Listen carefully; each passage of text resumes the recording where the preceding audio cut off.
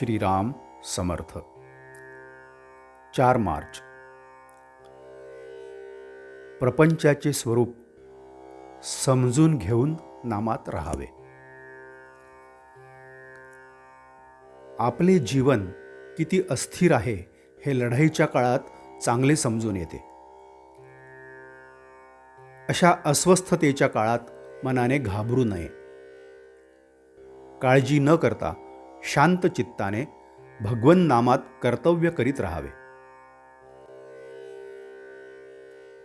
काळजीला म्हणा कारण असे काहीच लागत नाही, कारण ती आपल्या काळजापर्यंत नव्हे काळजापाशीच असते. काळजी करायचीच म्हटले म्हणजे कोणत्याच गोष्टी तिच्यातून सुटत नाहीत. काळजीमुळे मानसिक आणि शारीरिक त्रास होतो. ज्याला काळजी नाही त्याने भगवंत आपलासा करून घेतला हे समजावे. भगवंतावर पूर्ण विश्वास टाकून तुम्ही काळजी करण्याचे एकदम बंद करा. ज्याप्रमाणे कुणाचीही कुंडली मांडली, मग तो श्रीमंत असो की गरीब असो, तरी तिच्यामध्ये सर्व ग्रह यायचेच. त्याचप्रमाणे जन्मलेल्या प्रत्येक प्राण्याला सर्व विकार असायचेच.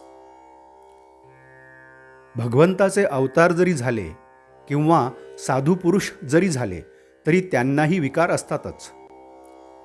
अर्थात त्या विकारांच्या बरोबर प्रेम, दया, शांती, क्षमा हे गुणही त्यांच्या अंगी असतात.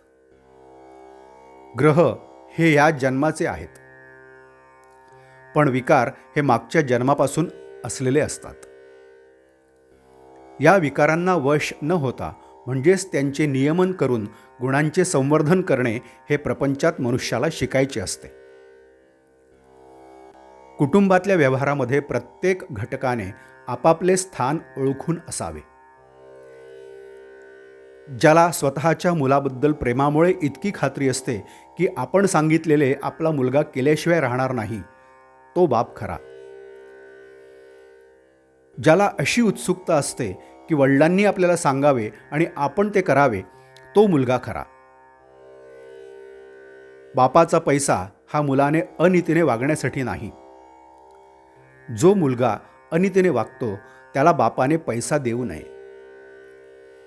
ज्याप्रमाणे वर बसणाऱ्याची मांड पाहून घोडा दांडगाई करतो, त्याचप्रमाणे बापाचे पाणी ओळखूनच मुलगा वागतो.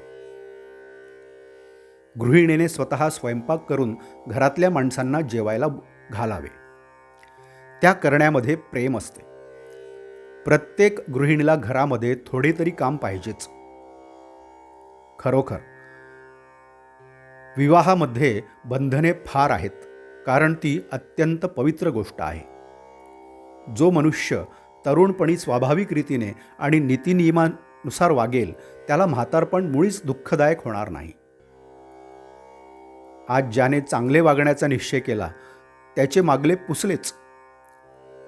भगवंत रोज संधी देतो आहे.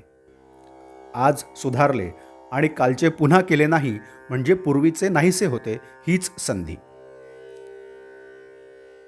बोधवाक्य. जो शहाणा असेल त्याने समजून व जो अडाणी असेल त्याने श्रद्धेने बंधने पाळावीत. जानकी जीवन स्मरण. जय जय राम.